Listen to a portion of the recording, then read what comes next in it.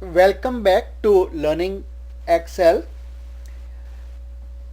Previously, we saw that this whole is called a book, an Excel workbook.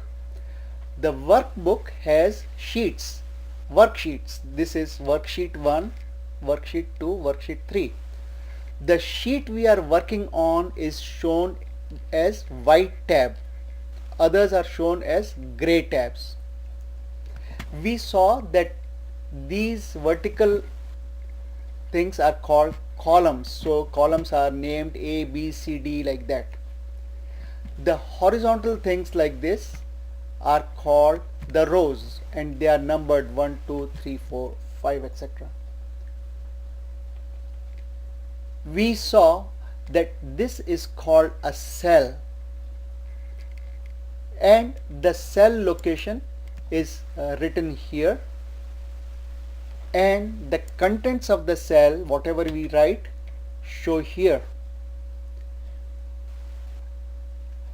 We also saw the meanings of these icons here. Now let's learn a bit more about Excel. So to do that, we keep our mouse here in this gray area and click the right click, and we will see a drop down list telling what other things we can do with Excel. So now we will go to standard. We'll click on standard and suddenly we see there is one more line added here on the top. So first we learnt about this line and now we will learn about the line on the top. To learn the line on the top, we will need to enter some data here. That way we can learn easily what we have to do with this line on the top. So suppose we are looking at a class where there are 5 students and they appeared in an exam where the numbers were given in that exam out of 10, and we will make a table of how many marks each of them got. So marks received will be the heading of our column. This is called the heading of the column. See something here, that there is no gap between S and R, and it becomes important when we do advanced calculations, because if there is a gap it can be more difficult. So there should be no gap. If you have to enter something, then you can enter an underscore by pressing shift and dash, and that's okay. But it should be a continuous word. I prefer to keep it as a single word without the underscore. Previously we saw we can increase the width of this column by dragging this line like this. So we'll do that. So the column width is increased now. So suppose these 3 students, they got marks which were, say, one of them got 9 marks, the other one got 7 marks, and the third one got 8 marks. This is out of 10, and we entered for 3 students. The other student got, one of them got 5 marks and the other one got 6 marks. So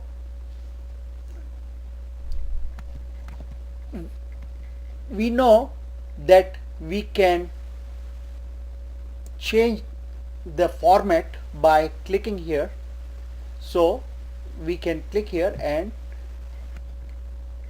we change the color to blue. This is a revision, remember?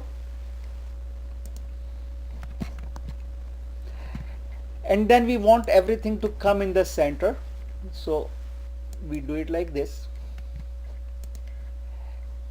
We want this to be prominent, so we add, say, the color in the cell, and we can also change the color of the alphabets, and we can make it bold and we can make it big.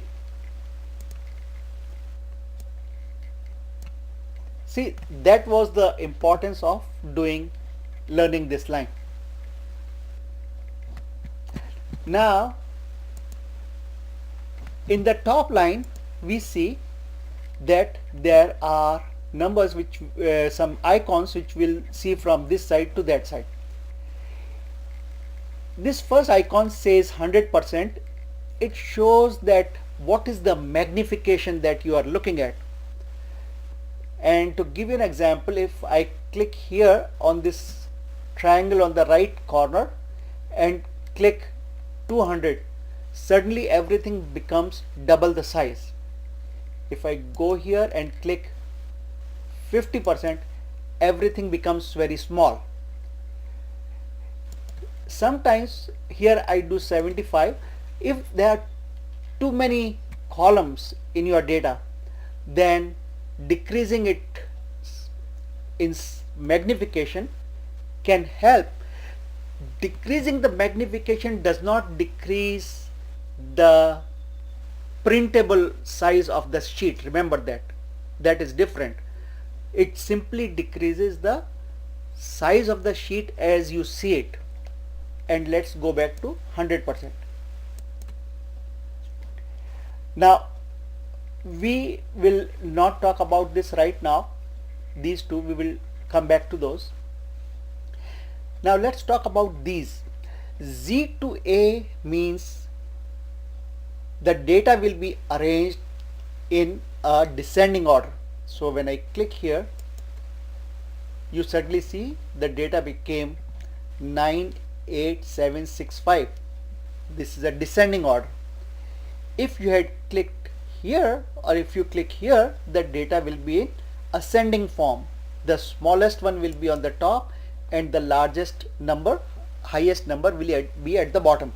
So A to Z is small one on the top and the big one in the bottom, at the bottom, and Z to A means the biggest or the largest number on the top and the smallest number at the bottom.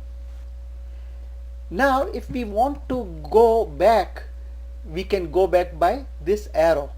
Right now you see this arrow is not seen as blue, it's seen as gray because there is nothing to go forward to. Once we go back, we went one step back, now there is an arrow which can take you a step forward. Let's go back to the original data by clicking back a few times, and this was our original data which we magnify again to 100%. So this was about these two. If you click here, that cell will create a hyperlink to the web, and if you want to create a hyperlink where people can click and go to internet, that is the place where you use this, and we won't be doing this right now. We will do that in the advanced form when we are learning that. Now this is to copy and this is to cut. So when I click copy, I will be copying this, and you can see that now there is a moving square around this one, and if I put it here, I can add paste. I right click here, so, or I can do this by using this.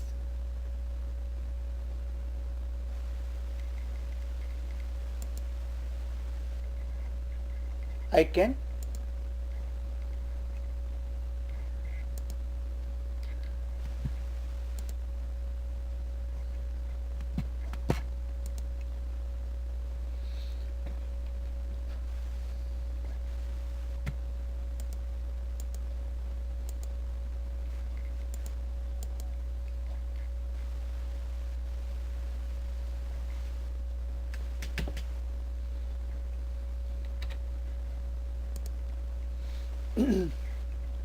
So we saw how the data can go forward and backward.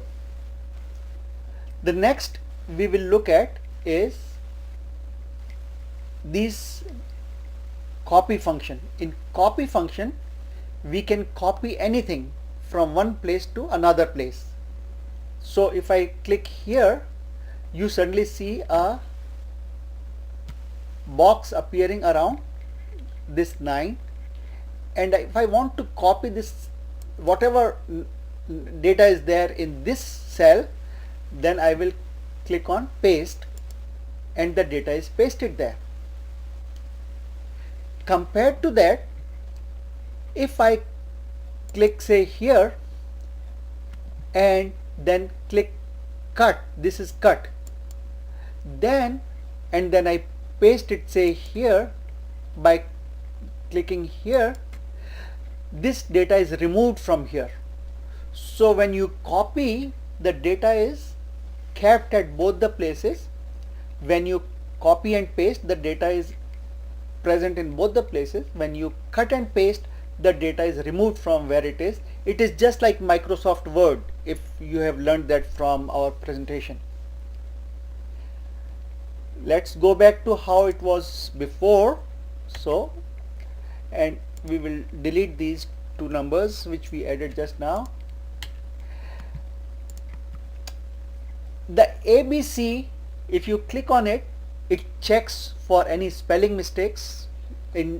Sometimes you write stuff like marks received or whatever, and if you click ABC, it will tell you if there are any spelling mistakes.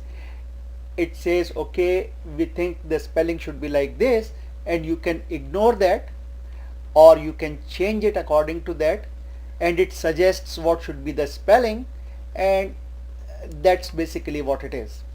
When all the spellings are corrected, it says spell check is complete. The next icon where there is a page and there is a little search button creates a overview of how the data will look if you want to print it. So this is how it will look if you print it now. You can go here and change many things, and we will talk about that in a later presentation when we are talking about printing Excel spreadsheets. But if you close the print preview, this is called print preview, then you will go back to your spreadsheet. See, when you click print preview, a dotted line appeared here, and that means your page will be printed till here. If there was more data going up till here, then it would be printed in a separate page. And again, we will discuss the details of all this when we are talking about how to print an Excel spreadsheet or data from Excel spreadsheet. After print preview is print, if you don't want to have print preview directly print the data what you see, then you click on this one. Then this is to send your data by email. This is to search something in your data. This is to save your spreadsheet. So if here it says book 2, if you want to save it, then when you click here, then it will ask for a name, what name you want to give to the spreadsheet, and then you save giving it a name, and we will look at that later. This one is to open spreadsheets that you already have in your database, to open the Excel books that you already have in your database previously, and this is to create a new workbook, not worksheet, to create a new workbook, brand new, not related to this. If you create something new, it will be saved under a different name. I will show you how. See, this is book 2 which has this data. If I click here something new will appear, what new copy, and now it is called book 3, and you can name it, say, by going here, clicking save as, and then you can add what name you want to save it as, and then it will be saved under that name. Now there are two books open as and if you want to close this book 3, you click here, not here, click here. So only one book will close. If you click here, all the books which are there will close. So click on the lower X and your previous book will come back in the front. These are to make this spreadsheet look like appear in a smaller area, like it's collapsed here. You can restore it by clicking here. This is to collapse the worksheet and work area that you are working on. This is to make it look smaller, like it is smaller now. You can independently move it. To go back to the original one, you click back, it goes to the original one, and this one collapses it in a corner, but it is not closed, it is still open. And if you click here, it comes back. To close this worksheet, you have to click here, it says close window, and to close whole Excel program, you click on the X in the red box. So this was about this second line. Now let's look at one more function before we go to the next chapter, and that function is this one. It is called AutoSum. AutoSum totals whatever you want it to total. So suppose I click here in cell B8 and click on AutoSum, it will suddenly show me that it will total or sum cells B3 to B7. So this is B3, this is B7, so it will total all these.